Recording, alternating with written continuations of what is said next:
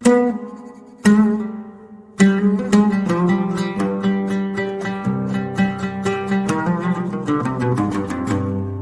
اللہ الرحمن الرحیم۔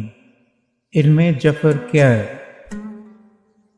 جفر جعفر کا مخفف ہے، اور جعفر سے مراد پیشوائے اتقیاء امام الاولیاء حضور سیدنا و مولانا حضرت امام جعفر صادق علیہ الصلوۃ والسلام ہے۔ آپ علیہ السلام نے علم جفر کے چند نکات بیان فرمائے تھے، اسی وجہ سے یہ علم ابتدا میں علم جعفر سے مشہور ہوا اور کثرت استعمال سے جعفر کا جفر بن گیا۔ اس علم کے جاننے والوں کا بیان ہے کہ یہ علم علوم انبیاء میں سے ہے، اور اللہ تعالیٰ نے صرف انبیاء کو تعلیم فرمایا تھا۔ بطور میراث انبیاء حضور خاتم النبیین کو ملا، اور حضور صلی اللہ علیہ وآلہ وسلم نے یہ علم جناب مولا علی علیہ الصلوۃ والسلام کو تعلیم فرمایا، اور درجہ بدرجہ اور سینہ بسینہ یہ تمام ائمہ معصومین تک پہنچا۔ حضرت مولا امام جعفر صادق علیہ الصلوۃ والسلام نے اس علم کے چند نکات ظاہر فرمائے، اور وہی چند نکات اب تک پوری دنیا میں متعارف ہیں۔ یہ علم علوم انبیاء میں سے ہے، لہذا یہ اس کی ایک خصوصیت ہے، یا اس کی خصوصیات میں سے ایک خصوصیت ہے کہ یہ عام طور پر کسی کو نہیں آتا۔ یہ ہمیشہ یاد رکھیے کہ جب تک آپ خود کو وارث علوم انبیاء ثابت نہ کریں، اس وقت تک یہ علم نہیں آتا اور نہ آئے گا۔ نہ کسی کے بتانے سے آتا ہے، نہ کسی کی تعلیم دینے سے آپ اسے حاصل کر سکتے ہیں۔ بس جس پر عنایت خداوندی ہوتی ہے، اس کو فرشتے آ کر تعلیم دے جاتے ہیں۔ اگر کوئی شخص چاہے کہ میں کسی کو بتا دوں تو یہ ناممکن ہے۔ یہ قدرت کا کچھ ایسا رمز ہے، کچھ راز ہے۔ بعض علماء نے جرأت کر کے چند بیرونی گوشے بے نقاب کیے ہیں، اور کچھ راز کی باتیں اشکار کی گئی ہیں جو کہ موجود ہیں، اور انہی رازوں میں سے ایک راز ہم آج آپ کو بتانا چاہیں گے علم جفر کے حساب سے۔ اور یہ چیز بھی واضح رہے کہ ہمارا مقصد علم جفر سکھانا نہیں ہے، ہم علی علی کرنا چاہتے ہیں، اور تھوڑی دیر بعد انشاءاللہ آپ علی علی کرنا شروع کر دیں گے۔ علم جفر کا ایک قانون ہے جسے قانون زبر اور بنیاد کہا جاتا ہے۔ اس کی ڈیٹیل میں ہم نے تو نہیں جانا، صرف آپ کو جن کو بالکل کچھ نہیں پتہ ان کو بتا دیں کہ ہر حرف کے کچھ عدد ہوتے ہیں۔ مثلا الف کا 1 ہے، بے کے 2 ہیں، جیم کے 3 ہیں۔ اسی طریقے سے ہر حرف کے اعداد جو ہیں وہ متعین ہیں، مقرر ہیں۔ جو یہ زبر اور بنیاد کا قاعدہ ہے، اس سے ہمیں کیا حاصل ہوتا ہے؟ یہ بیسیکلی ہر شخص اور ہر امر کے پوشیدہ جو اس کے متعلقات ہوتے ہیں، مثلا کسی شخص کی ذات یا دنیا میں اس کا مقام اور روحانیت میں اس کا کیا تعلق ہے، کسی بھی شخص کا، وہ اگر آپ نے معلوم کرنا ہو تو ہم یہ والا قاعدہ استعمال کرتے ہیں۔ باطن کا مطلب ہے پوشیدہ، یا آپ یہ سمجھیں کہ دل جو ہوتا ہے ہمارا، وہ ہمارے سینے کے اندر پوشیدہ ہوتا ہے۔ ہمیں تو سینہ نظر آ رہا ہوتا ہے، دل نہیں نظر آ رہا ہوتا۔ اس کو ذرا تھوڑا سا مشکل نہیں ہے، لیکن آپ کو اس مثال سے سمجھ آ جائے گی اس چیز کی کہ ہم نے کسی چیز کے باطن کو، اس کی پوشیدہ چیز کو معلوم کرنا ہوتا ہے۔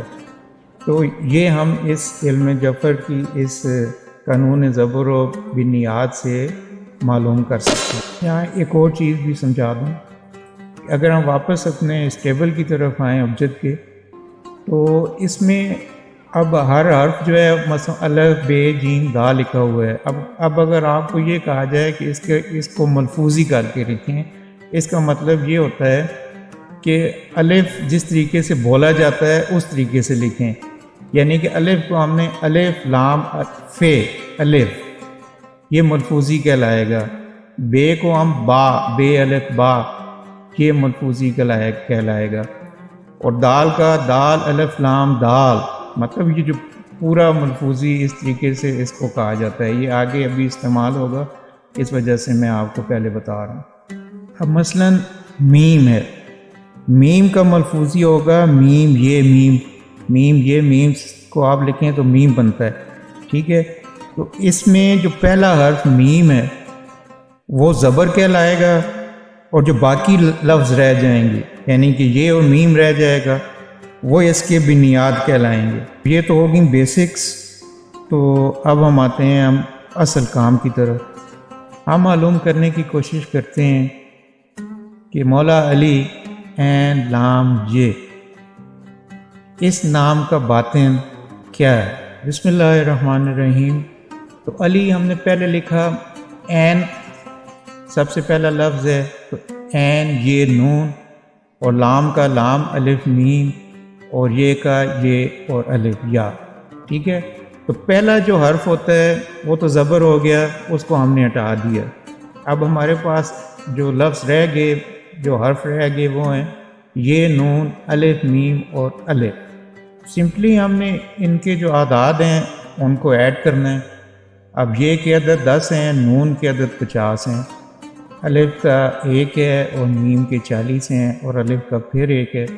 تو یہ ٹوٹل ہمارے پاس جو اعداد آ گئے وہ ٹوٹل ہیں 102، اور 102 برابر ہیں لفظ ایمان کے.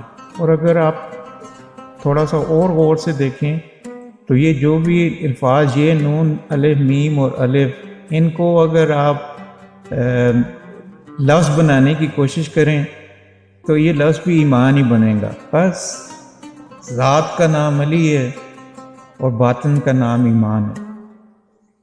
حضور صلی اللہ علیہ وسلم نے جو فرمایا تھا آج کل ایمان کل کفر کے مقابلے میں جا رہا ہے، تو اب آپ کو اس حدیث کی سمجھ بھی آ رہی ہوگی. اور جو مجالس میں نعرہ لگتا ہے کل ایمان نعرہ حیدری، اب آپ کو اس نعرے کی بھی سمجھ آ گئی ہوگی. یہ صرف علم جفر کی وجہ سے ہمیں یہ ایک راز پتہ چلا. چلیں راز اگر کھل رہے ہیں تو ایک اور راز بھی آپ کو بتا دیں الف کا. اب اگر الف کو ہم ملفوظی کر کے لکھیں الف لام اور ر، اور اس کا جو زیر ہے یعنی کہ الف اس کو ہٹا دیں تو جو بنیاد رہ جائیں گے وہ رہیں گے لام اور فے. لام کے عدد 30 اور فے کے عدد 80. 80 کو پلس کریں 30 میں تو 110 بنتا ہے 110، اور 110 مولا علی کے اعداد ہیں. تو اب آپ کو پتہ چلا کہ آپ نے سنا ہوگا کہ ایک بندہ تو خالی الف الف ہی کرتا رہتا ہے، وہ الف الف نہیں کر رہا ہوتا، وہ علی علی کر رہا ہوتا ہے. لہذا اسی قانون زبر و بنیاد کو استعمال کرتے ہوئے کوئی بھی شخص اپنا اسم باطن جو ہے وہ معلوم کر سکتا ہے، پھر اس کو اپنے ورد میں رکھ سکتا ہے. یقین مانیں وہ اس کے لیے اس کا اسم اعظم ہوگا. اگر آپ لوگ انٹرسٹڈ ہیں کہ وہ بھی طریقہ بتایا جائے تو کمنٹس وغیرہ میں پھر ہم دیکھیں گے. اگر کچھ صحیح تعداد میں آئی اس قسم کی ہمیں کوئی خواہش کا اظہار کیا گیا تو پھر ہم اگلی ویڈیو میں آپ کو بتائیں گے کہ آپ اپنا اسم باطن، اپنے نام کا اسم باطن کس طریقے سے بنا سکتے ہیں، اور وہ یقیناً آپ کے لیے اسم اعظم ثابت ہوگا، اور آپ اس نام کی بدولت آپ اپنی کوئی بھی جائز خواہشات جو ہیں وہ آپ پوری کر سکتے ہیں. امید ہے کہ آپ کو ہماری یہ کاوش پسند آئی ہوگی. کمنٹس میں ضرور بتائیے گا کہ ہم اس سلسلے کو کنٹینیو رکھیں یا پھر یہ پہلی اور آخری ویڈیو ہماری